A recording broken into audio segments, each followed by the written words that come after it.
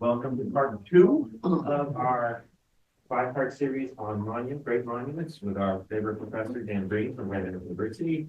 I know a lot of you, but if you don't know me, I'm Richard Callaghan. I'm the director here at Bedford. Just before we start, I just want to, of course, thank the Friends of the Library for all their hard work. Without them, programs like this would not go on. And I also want to thank for our Elaine, our brownie maker back there. Thank you for providing those. We will meet next week. The weekend after President's Day weekend, we are not meeting that weekend, and then the last two we'll go into March 2nd. I believe it's our last meeting. Just from library, let you know tomorrow and Tuesday, the library is closed because we are having more work done on our HVAC system. If you don't know, have the HVAC system is being totally replaced. It's been going on for about 6 months now. Hopefully it'll be done by May. But they have to do a couple big things tomorrow that would be for the public. We wouldn't want the public in the building for that. So, but we'll reopen on Wednesday morning. That's it. Okay. All right, we can get started then. Welcome to our second presentation of this series. As you can see, maybe from the title, those of you who were here a few minutes ago, we're going to talk today about some monuments in Boston that may not be, to put it charitably, very much good. We'll talk about 3 of them. One of them is no longer there to general popular satisfaction. The other 2 are still there. I can't think of any critic or even member of the general public that I've ever talked to that likes them. And we'll talk about the stories behind all 3 today. And we're going to begin in an unusual place as soon as the clicker works. Not again. But to give you the background of the very first monument or work of public art that I want to talk about, we're going to go all the way back to New York City. The year is 1849. And the Crabtree family had just had one of their first children, and this is her. And that's how we know it's working. Her name was Charlotte Mignon Crabtree. And when she was just a little girl, the family decided to move from New York out to San Francisco. They had the bright idea, because the gold rush was still going on, to open up a boarding house. You can probably spend many, many hours finding least likely ways to earn money than opening up a boarding house over there in the gold country. And that's what they did. And they were pretty quickly doing pretty well. But one unexpected source of earning for them was their little daughter, Lotta. By the time she was 6 years old, she was routinely getting up on these barrels outside the boarding house and dancing for the entertainment of the miners, who would throw little bits of gold dust and specks onto the barrel to pay her for what she was doing. She became very popular. By the age of 12, she was known all over San Francisco as Lotta Crabtree, San Francisco's favorite. That was her title, at least for a while. She made a reputation all around the country before too long, because she really pioneered the role of Little Nell in a touring production of the old Curiosity Shop. And by the time she was an adult, here you see her, she had conceived 2 of the main passions in her life, cigars and dogs, both of which she's always depicted in, if you see photographs of her. She became an extremely well-known actress. She was making $5,000 a week by the time she was in her 30s, probably the most famous actress in the United States. And eventually she left San Francisco, even though she'd grown up there.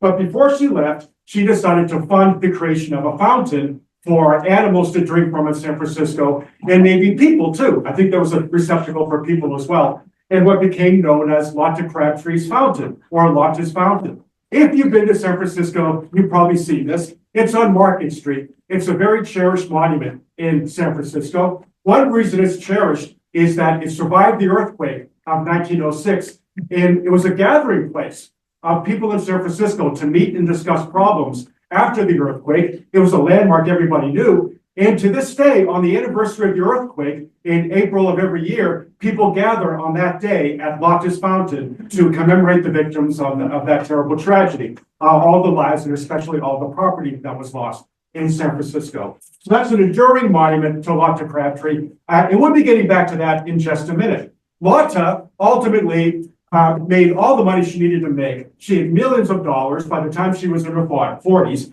She had a pretty nasty fall one day, and she decided that acting was getting to be too painful for her. So she retired at the age of 45 and she went to live in Boston at the Hotel Brewster on Washington Street. She bought the whole hotel, sensible decision, because she was able to, I think she took the whole top floor for herself. And there she lived for the next 30 years of her life with her dogs. And they were usually German Shepherds, but she had other dogs as well.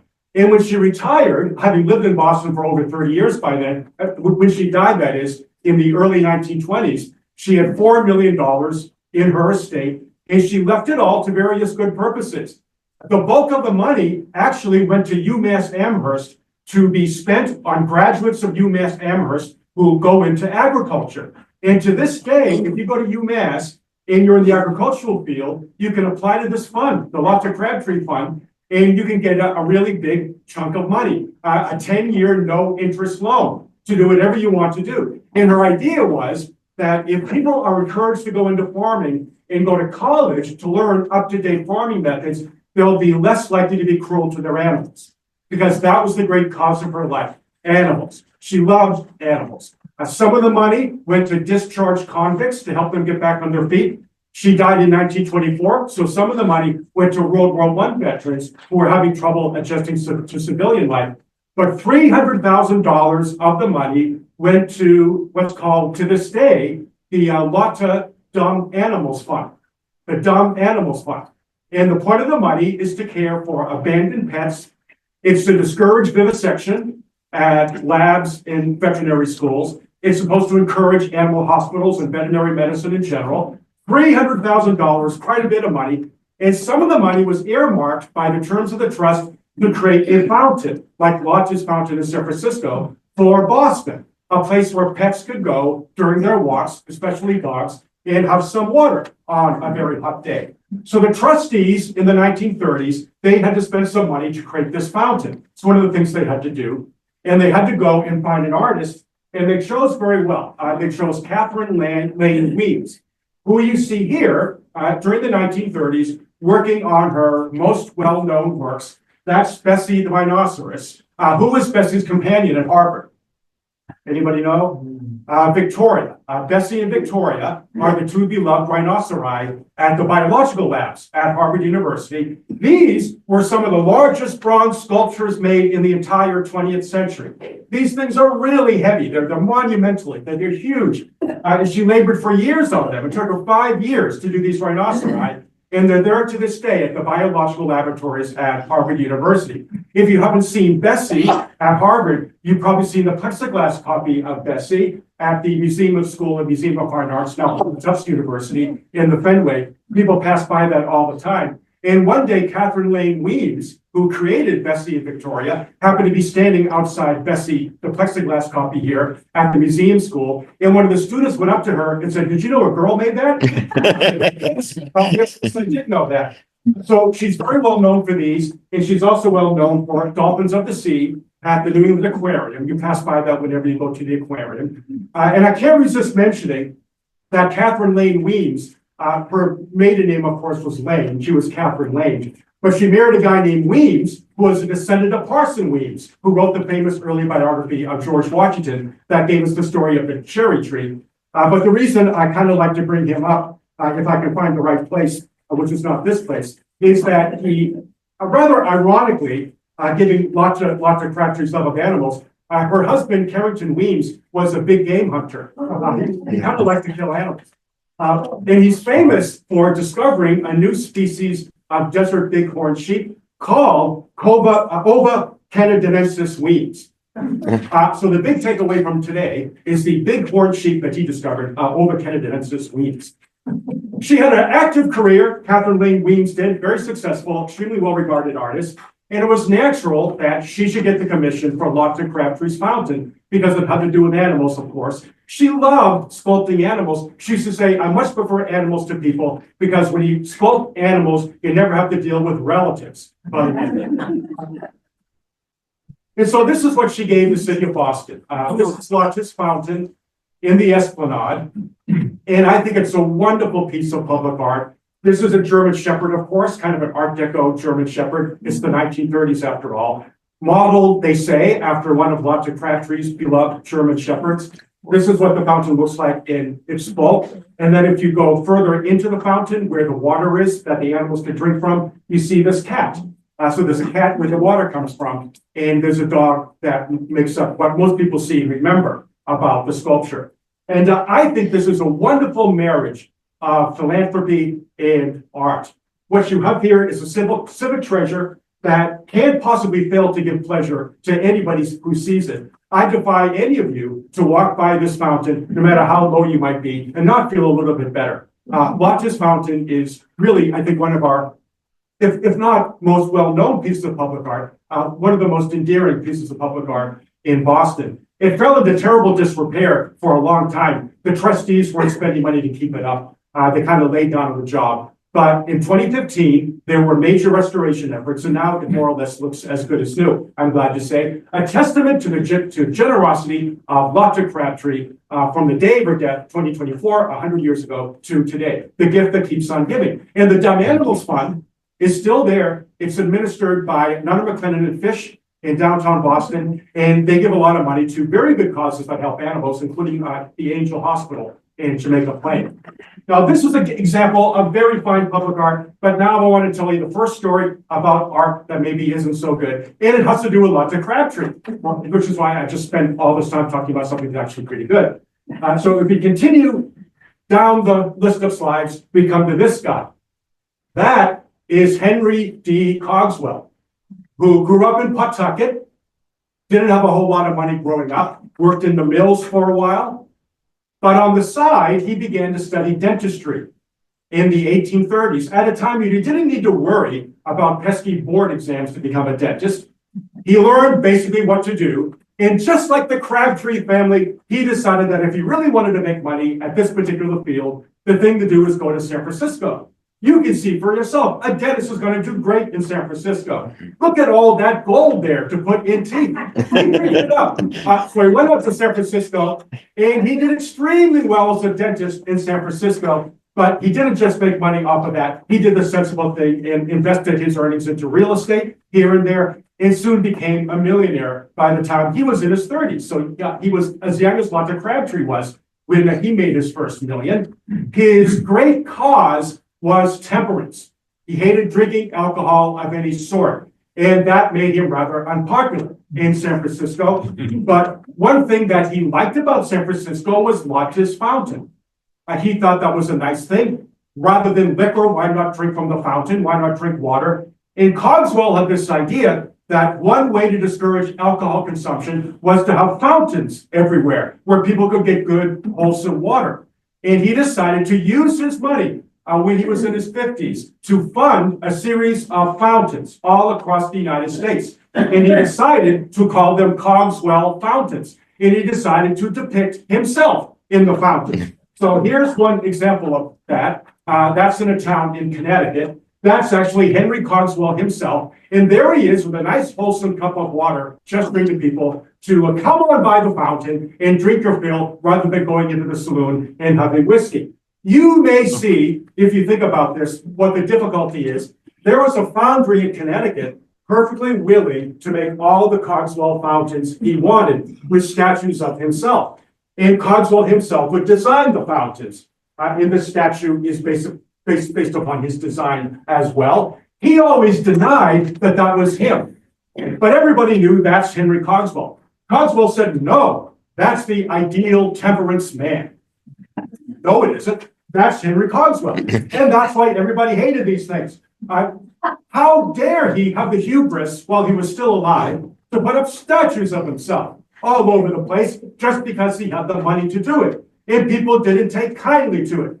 A mob of self-proclaimed vigilante artists pulled down Cogswell's statue in San Francisco.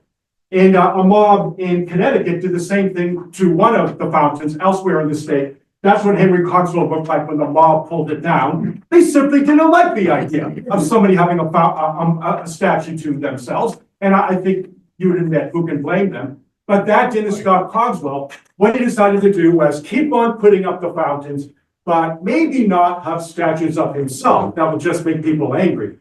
Why not have statues of birds and other critters? And maybe people will like that better. And so we began offering those kinds of fountains. There's several dozen of them around, I think, to this day. But here's why I bring it up, because one of the places that he offered a fountain to was the city of Boston. So in 1882, he went to the Boston Water Commission and he said, free of charge, I will put up a fountain there in Boston Common. Now I'm going to have my name on it, but I won't have my statue. There'll be nice birds. Everybody will love it. And I'm happy to say the Water Commission. What's up the outside? That's that. Oh. I'm happy to say that the Water Commission of the city of Boston turned the request down. And they said, we are not going to replace Boston Common, the oldest park in America, with a vanity project. We're just not going to do it. That was 1882. Cogswell waited 2 years. In 1884, there was a new administration in Boston. And they said, fine, we'll be happy to take your fountain. And the result was Cogswell's fountain. There it is. Now let's just take a look at this fountain for a little while. Where does one begin pointing out the faults? I'm no great art critic, but I think I can join you with seeing some difficulties with this. The thing that I noticed, first of all, are these stupid stars in the lanterns. I don't think they have much of a place there. And I think they make these lanterns stand up more than they probably should. But probably what you're thinking of is this misshapen, horrific urn on top, which has no place in any artistic sensibility worthy of the name. But there it is on top of the fountain.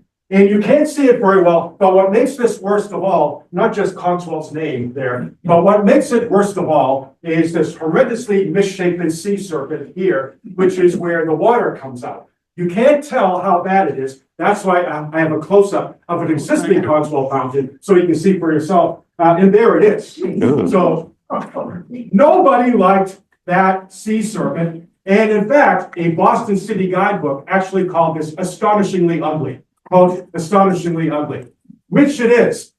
Nobody liked Cogswell's fountain, but there it is. What could they do? The city council put it there in 1884.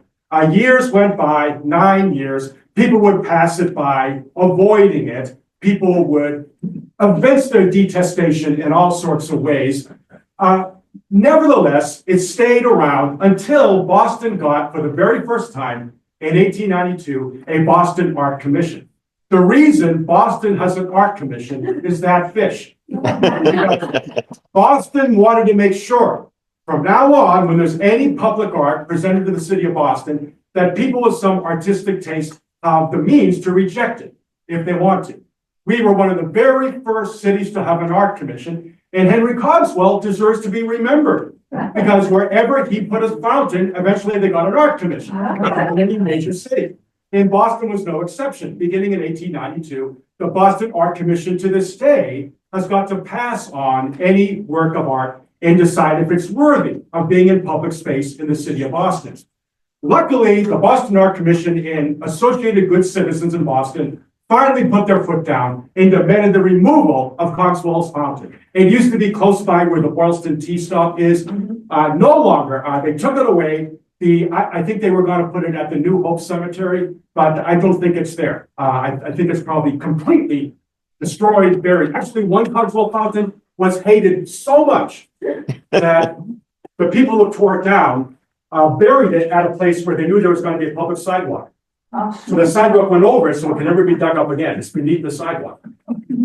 If you want to see Cogswell fountain, there are places where you can still go to see a copy of Cogswell's fountain. The most famous one is in Washington, D.C. So that's a better example of Cogswell's fountain. It still has the horrendous sea serpent there, but it's got a nice bird. The bird is okay on top of the fountain. It's always considered the very ugliest public monument in the city of Washington. You can go there to see it. It's right by the National Archives building. There is a society in Washington called the Henry Cogswell Society. They meet at that Cogswell's fountain the first Friday of every month. And after meeting there, they repair to a nearby tavern to discuss why temperance has not made more of an impact on American life. And if you want to join the Henry Cogswell Society, you can go to that fountain at a certain time, the first Friday of every month. And the requirement is you stand on one leg and you, what do you say? You say, I'll drink to that. I'll drink to that. You can be a member of the Cogswell Society. So that's the story of Cogswell's fountain. So there is a monument that we no longer have to endure, thanks to the Art Commission and the public will of the powers that be in Boston in the 1890s. But there are statues that we still have to this day that really could have been better. And I say could be better, not because I would have done better. I would have done appreciably worse than any of these monuments, but only to point out that at least the critical consensus is that maybe this is not a work we should be terribly proud of. So I want to talk about two of them. And the first one I want to talk about is John Winthrop. This is not the John Winthrop statue I want to talk about. This is a different one by Richard Saltonstall Greenough, brother of Horatio Greenough that we met last time. He was asked after the Civil War to provide a marble seated John Winthrop for the Bigelow Chapel at Mount Auburn Cemetery. There was going to be a hall of heroes. 4 famous people were going to have statues there. James Otis would have a statue, John Adams would have a statue, and John Winthrop, the founder of Massachusetts Bay, would have a statue as well. So Richard Saltonstall Greenough, a well-established sculptor by then, he got to work. He looked at period dress, how Winthrop was likely to have dressed. He actually looked at the hands of John Winthrop's seventh great-grandchild, Robert C. Winthrop, and modeled the hands of this John Winthrop after Robert C. Winthrop's, which you can actually see. And the result is this seated statue. Now notice the rather blank expression that John Winthrop has. That's not really Richard Saltonstall Greenough's fault, because he had one portrait to go by, and there's a blank expression in the portrait. So that's what we have in the seated marble statue as well. Well, all well and good. I don't think there's anything terribly wrong with that. It was going to be inside anyway. Then make a special trip to Mount Auburn to see it. And if you want to see it, you can still see it. Although it's not at Mount Auburn, it's at Memorial Hall at Harvard University. So go to Memorial Hall, ask somebody where John Winthrop is, and see what they say. Eventually, you'll find it. So that's the portrait. And Richard Saltonstall Greenough went on to other things. And then the call came out from the Congress in Washington, the House and the Senate, for every state to provide 2 statues of famous people in its state to be at Statuary Hall at the Capitol building. So I bet a lot of you have seen this. How many of you have seen Statuary Hall? It's a pretty famous at the Capitol. So every state's going to come up with 2 statues. And that story of how the 2 statues came about from every state is always an interesting one and a very controversial one. I'll just go through a list of what some states did. Here's an example. That's a James Zachariah George from Mississippi.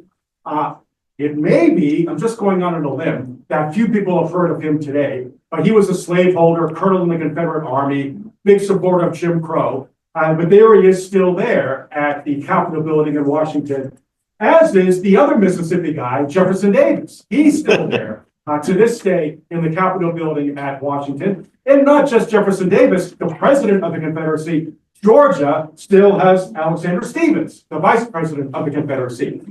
Who knows, maybe the whole cabinet is there in one form or another. I don't know.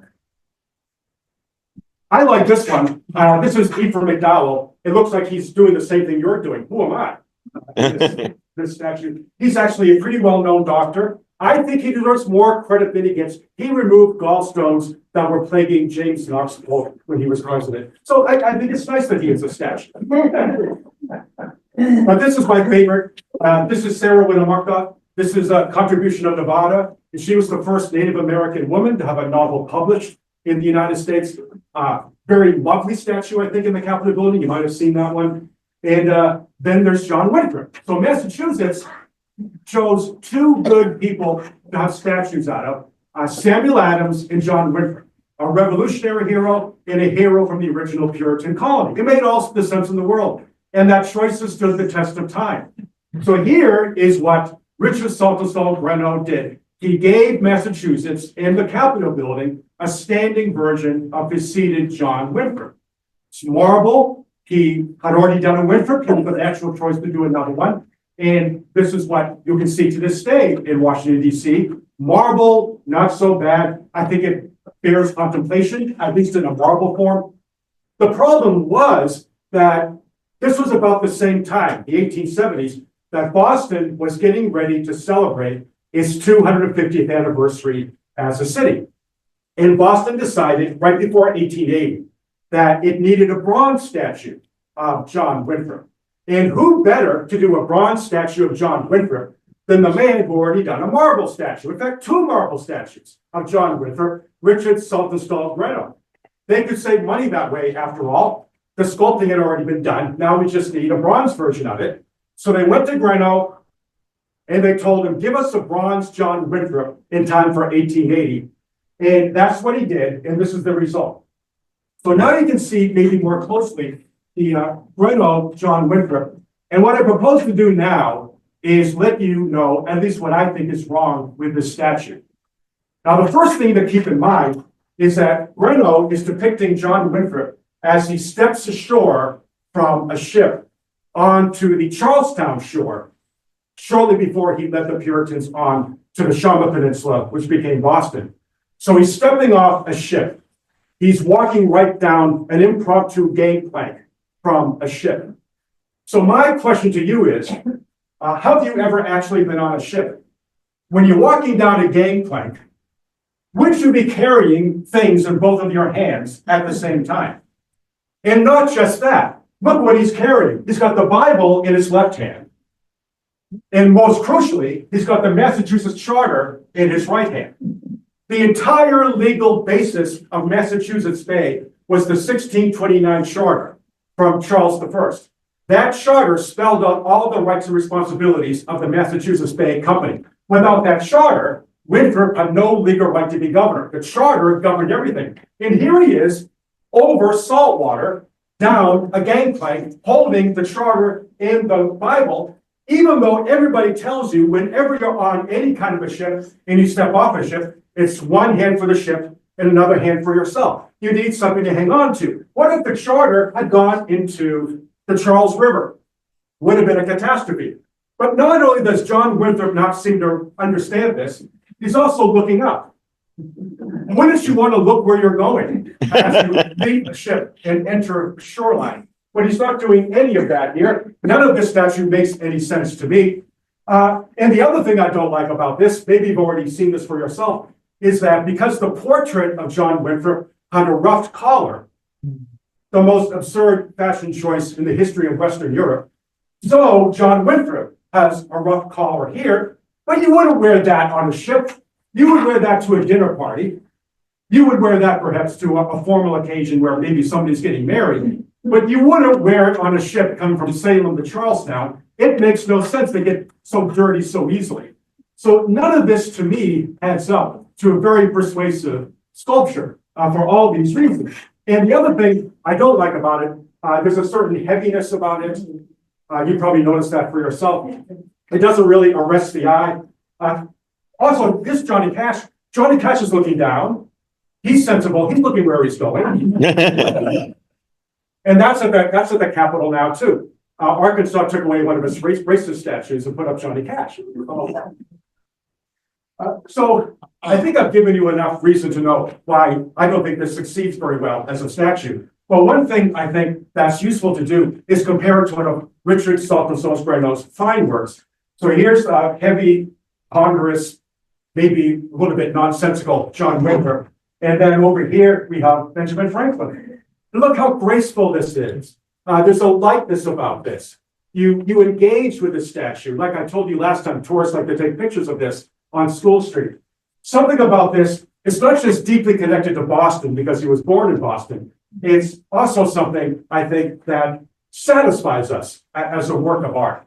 And it's a pity that Greno gave this to us early in his career, yet people who know about his work in Boston too often remember him for the John Winthrop.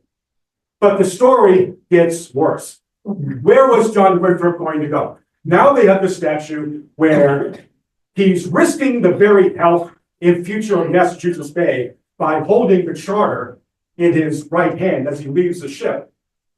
But where are they going to put him? And they decided to put him in Scully Square.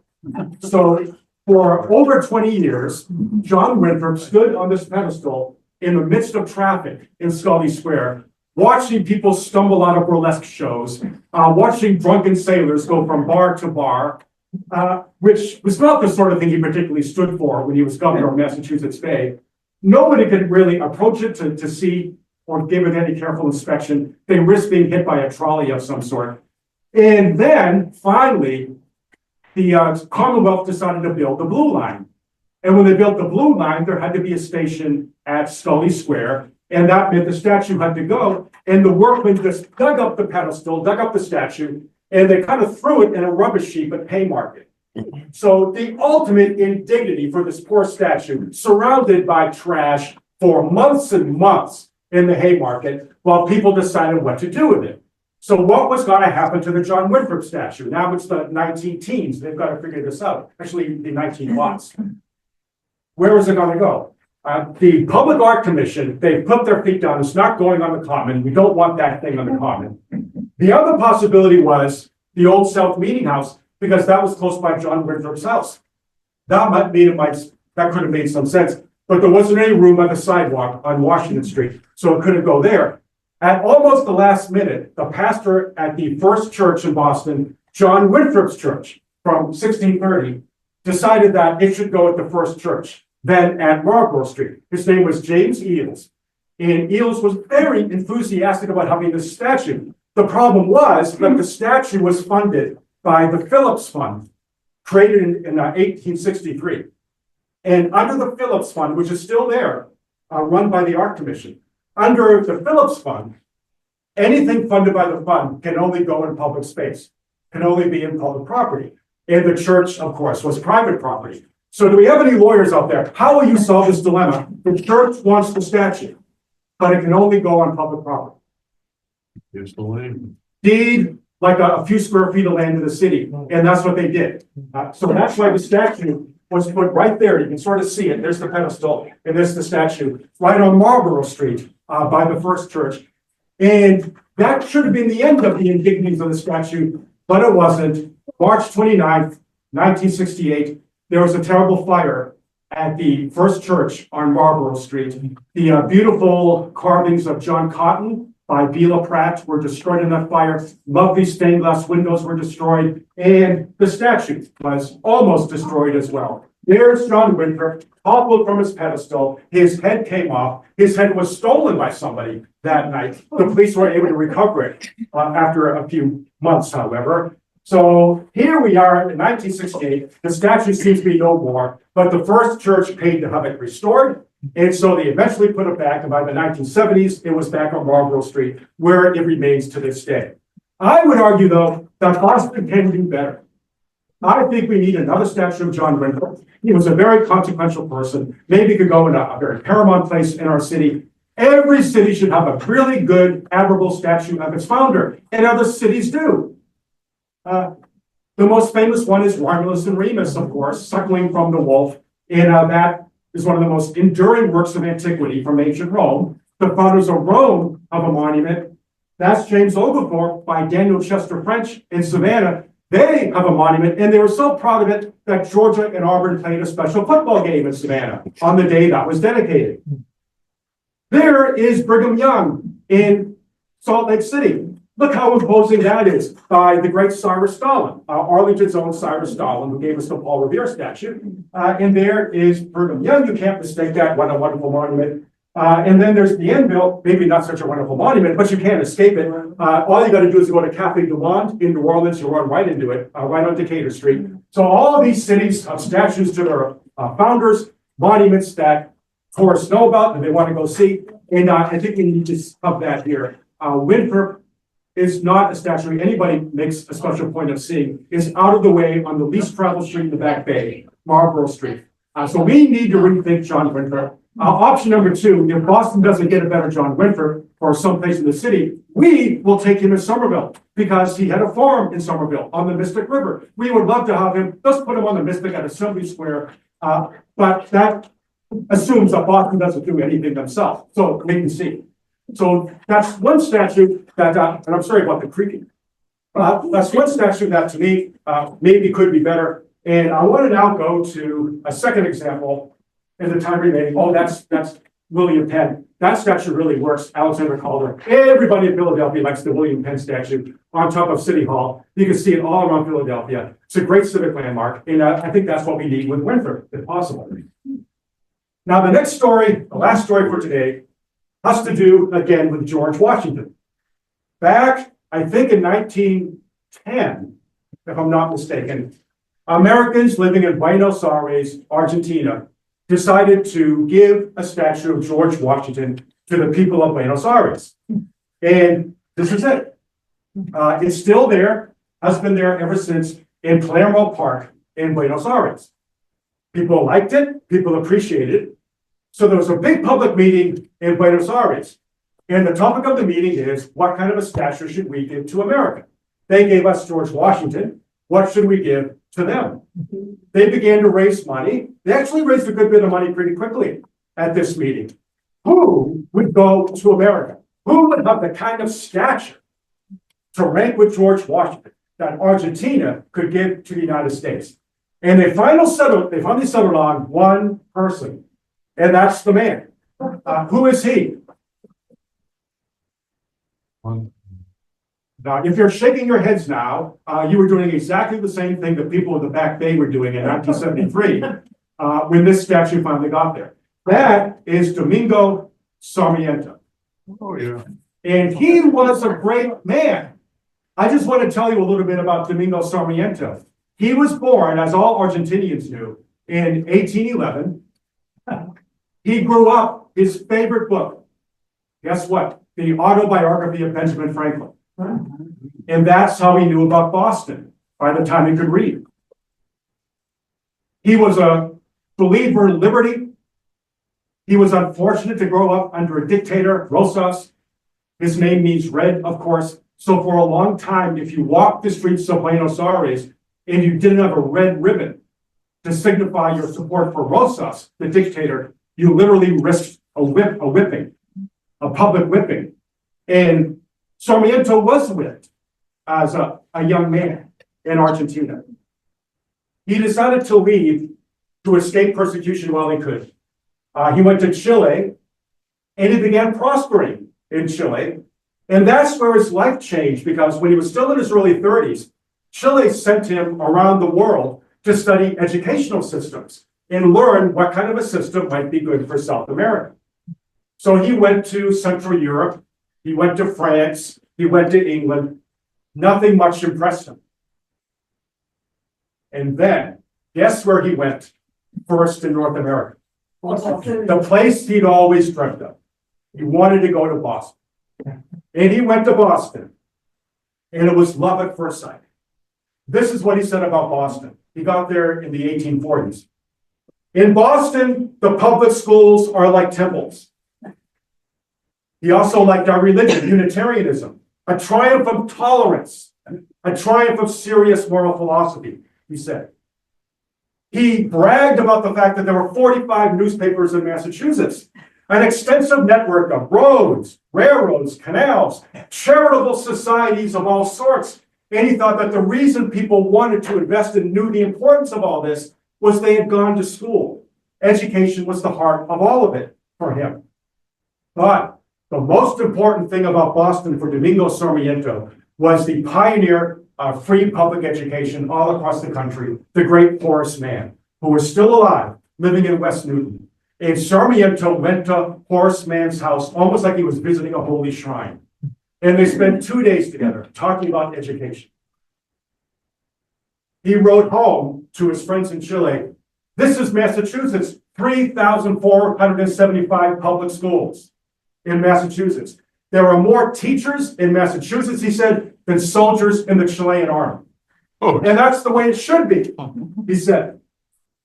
A commitment to learning was what made Massachusetts great, and that's what he wanted to repeat in South America, if he could. Eventually, he was able to go back to Argentina. The dictatorship was over. There were elections. He ran for president of Argentina. He won in 1868. When he became president of Argentina that year, there were 30,000 pupils in the public schools of Argentina. He was president for 6 years. By the time he left, there were 100,000 pupils in 800 new schools. And that's why he gave Argentina the best public school system in South America, and why he is known to this day among Argentinians as the school master president, one of the most popular public figures. And I did want to mention that he invited teachers from New England to come to Argentina to teach female teachers. And 61 of them, mostly from New England, did make the trip. And they're called Sarmiento teachers. They made the 40-day journey to Argentina to teach in the new rural schools. They battled black widow spiders. They rode mules over mountain passes. They endured bouts of Chagas disease caused by the dreaded Triatoma infestans, or kissing bug. And for all these reasons, Sarmiento would endure very positively in the memory of all Argentinians. But there's another reason why his connection to Boston is so strong. Not just because he was inspired to invest in public schools for what he saw in Massachusetts, but also because his time in America, but especially Boston, had persuaded him that the only way you could ever have an enduring democracy was to encourage cities. The more the country was rural, the more people would be isolated, fearful, distrustful, the more they would turn to strongmen. But in a city, in a country with cities, people would need to depend on each other. They would need to cooperate with each other. Civic engagement would be a necessity. There's no other way to live. They would understand the importance of assertive progressive government in a city. So when he went back to Argentina, he wanted to encourage cities. He used this phrase that sounds offensive. What he said was, I want to civilize the gauchos, people living out in the grasslands. What he meant by that was not technically civilize them, except for savages. What he meant was, I want to build cities out there, civilize the rural areas, civilize the gauchos. Only then can we have a democratic Argentina.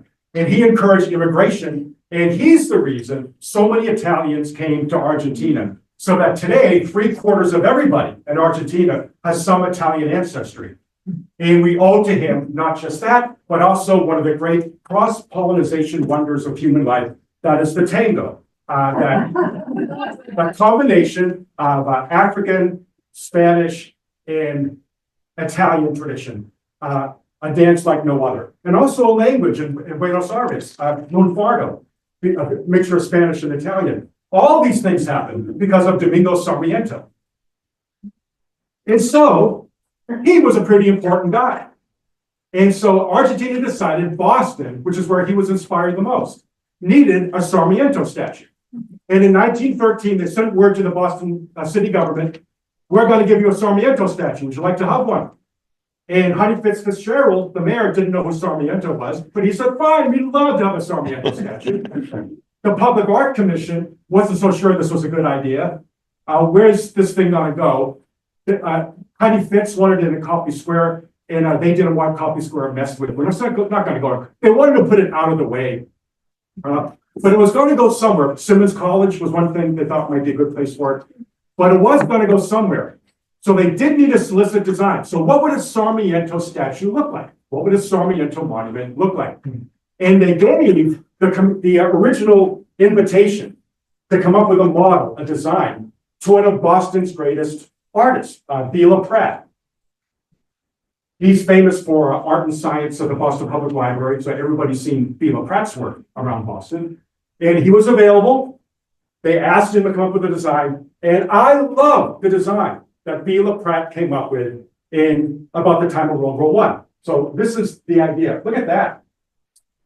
There's Sarmiento. Sarmiento's on this ship. And this is America. See, leading Argentina.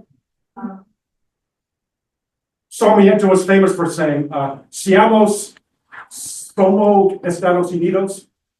We must be the United States, something like that.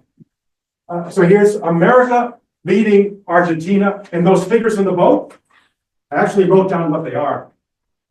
Education, courage, progress, energy, wisdom, and there's another one. But so there's 6 figures here, and you can see it's a pretty involved design, but I think an interesting one. And I would have loved to have seen this thing get built. It could have gone to Copley Square, could have gone somewhere else. But the Art Commission didn't like the idea. And what they were afraid of was the rowdy street youth of Boston would go up to these figures and put lipstick on them, which is what they sometimes did to monuments back then.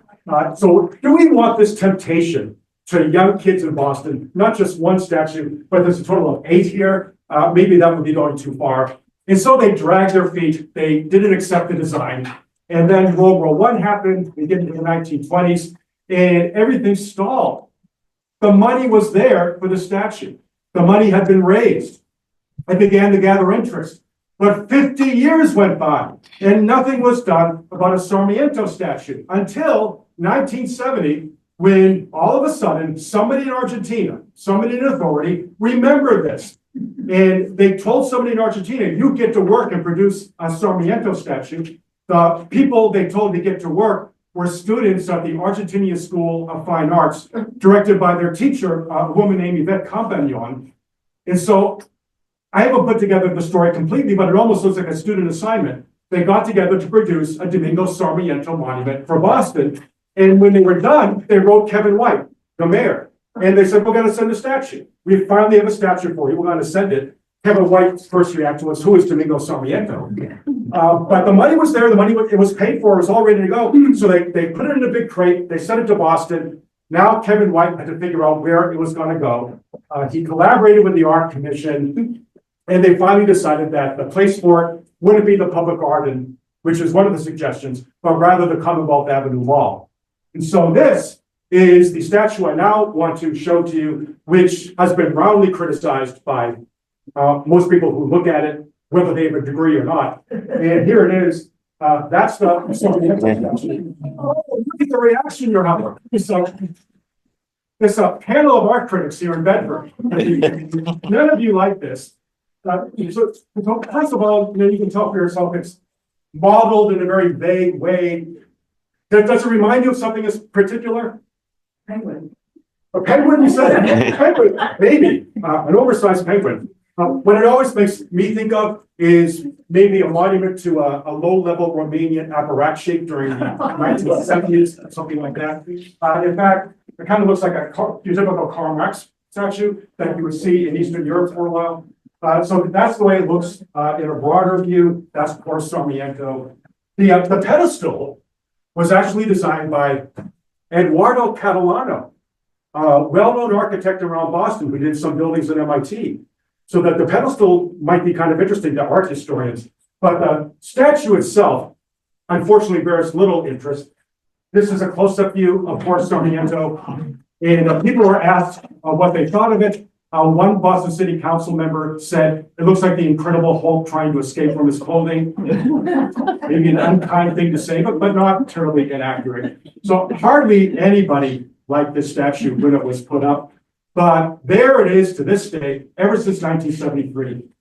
And although many people call it unbelievably ugly, that's appeared in print as a description of the statue. Nevertheless, I think it's important to remember that it at least depicts somebody who really does deserve to have a statue in Boston. I don't think the execution was very good. There's nothing about this that's going to inspire anybody. It doesn't repay repeated viewing. That's the shame of it. When you have a public monument to somebody who really deserves one and can inspire us with pride in our city.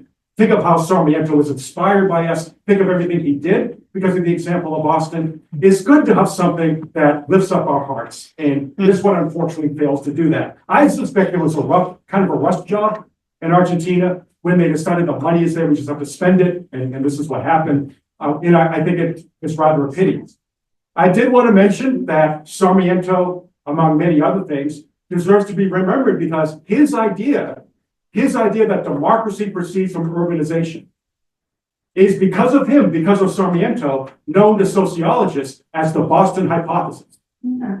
So yes, he deserves to have a statue here. If people from Latin America, according to the Friends of the Public Garden, they actually ask where the statue is, and they go to the statue, and some of them get kind of weepy, looking at their hero, Domingo Sarmiento, in the streets of Boston in North America.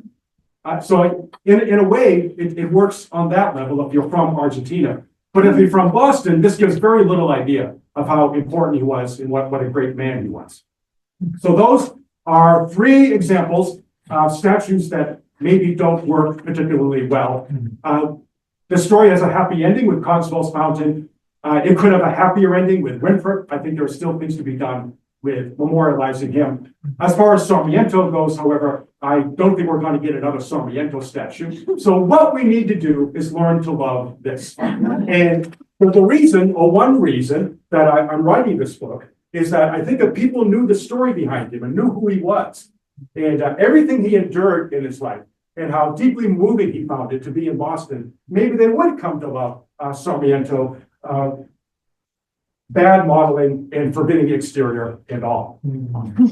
Now, what are we doing? Oh, Richard's not here. Next week we're doing ethnic statues. So different statues around Boston that were put up by people of different ethnic groups to memorialize their heroes. So I'll go through some of those, some of them are very, very good. And that's what we'll do next Sunday. But for now, does anybody have any questions about all that? Yes.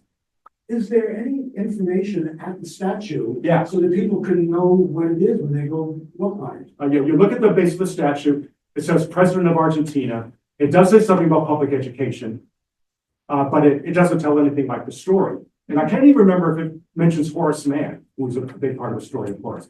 But it does say who he was and say that he was a friend of public education, which is something at least. When that statue was put up, Bank Boston, remember Bank Boston, they put out a full page ad in the Globe to introduce Bostonians to Sarmiento. And the reason they did that was because Bank Boston had a huge presence on Buenos Aires. Yeah. They got into trouble because of that for a while. But they had this huge presence there, and they really wanted people to like this statue, but unfortunately, it didn't quite turn out that way. But I know an Argentinian who she was here in 1971. No, 21. She was here in 2001, and she made me take her for a special trip to the Back Bay to see the Sarmiento statue. And that's the first time I knew about the Sarmiento statue in 2001.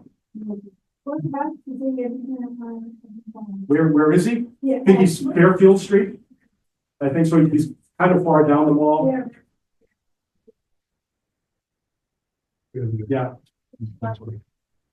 She did a lot. Didn't like the statue herself. Yes. The original design with the boat and America leading Argentina, Yeah. is that really a statue anywhere in the world now? No, all that was a model, and it was never accomplished. The only sign of it is a series of pictures in the Boston City Archives. I don't even know if the model has been preserved anywhere, but we do have pictures of it, luckily. I think it'd be kind of cool. If you had that on, like, right by Huntington Avenue, look like they're sending the ship down Huntington Avenue towards the would have been fun, but you didn't have, yes? I just thought I'd comment, a fun thing about Bessie and Victoria at Harvard, the rhinos, is that every Halloween, I think it's the undergrads, put them in costume. Yeah, they dressed them up. Yeah, they dress them up and they're really clever and they have great costumes. Yeah, and if you pass through the Harvard campus during the summer, you're always seeing people play volleyball. And if you win the volleyball tournament on that quad in the summer, you get The Rhino Cup. the Rhino Cup. Yeah, the Rhino Cup is the trophy for the volleyball tournament. Yeah. And if you go to the Natural History Museum or you go to Harvard, you should really go to the Biolabs courtyard because the whole building is beautiful to see. It's besides the rhinos, the doors behind them with all the animal, I don't know how to describe it. It's covered with free panels and they're all Beautiful panels on the door. and then all around it, The brick frieze work. the brick frieze work all around the courtyard. It's all the animals. It's really it's a beautiful. It's all done by Catherine Lane Weems. So it's all the same artist. So that's her big living monument is the courtyard at Harvard. It's fantastic. By far the biggest center of her work. Her father was the chairman of the board of trustees of the Museum of Fine Arts. So she came from an art-loving family, but she was very well respected among artists in Boston because she never ever attempted to trade on her powerful father, who ran the MFA for commissions. If there was any sense that he would have any influence, she just wouldn't compete for anything. She would always try to do things on her terms. Yeah. So you should come see the glass flowers at the Natural History Museum. Everybody can see that too. Go across and see the courtyard. Where's your book coming out? Well, we hope 2026. Well, we haven't figured out the illustrations yet. So there, and I still want to put some finishing touches on it. So there's still stuff to be done. Anything else? Well, yeah, go ahead. Do you have a favorite monument? A favorite monument in Boston? I go back and forth on that, but the thing that I often always come back to as a monument that I think really does its job well, and that pleases me whenever I see it, is Beulah Pratt's Edward Everett Hale in the public garden. Well, I may talk about later. That one is beautiful. And also Daniel Chester French's Bread in the Waters, the angel in the public garden is a really neat work of art. Those two. Yeah, go ahead. All right, you would have questions in the book for the reader, who's the audience? For your book. Oh, the audience? The audience is just primarily people who are interested in public art. Okay. And also like history, because there's a lot of stories about the figures and who they were and what they did and their connection to Boston. So anybody interested in public art and what it does, which is a big subject of controversy today, and anybody interested in history more generally, I think might have. Has a lot of obscure stories that I found that I think are interesting. That's something. But we'll go ahead. Have you written other books? No, just some articles. This would be my first. Yeah. Oh, Yeah. So next week, we're gonna talk about Tadeusz Kościuszko. And we'll talk about, I think, James Boyle O'Reilly, one of my favorite monuments in Boston. And I think we'll talk about Christmas attics, which has the most controversial story behind it in terms of Boston monuments. So we'll go into all that next week. Did you ever get to Worcester? Yeah, Worcester has some good statues. Right, in Elm Park and so on. Yeah. Yeah. George Frisbee Orr, one of the great statesmen in Massachusetts history, Right. has a Right statue. downtown, next, Right. right, Yeah. near the city hall. That's right. He deserves one. He should have one in Boston. I don't know why there's not one in Boston. He was one of our greatest statesmen, but Right, everybody should remember that he's in Worcester. right. All right then. We'll reconvene. I hope to see all or most of you next week.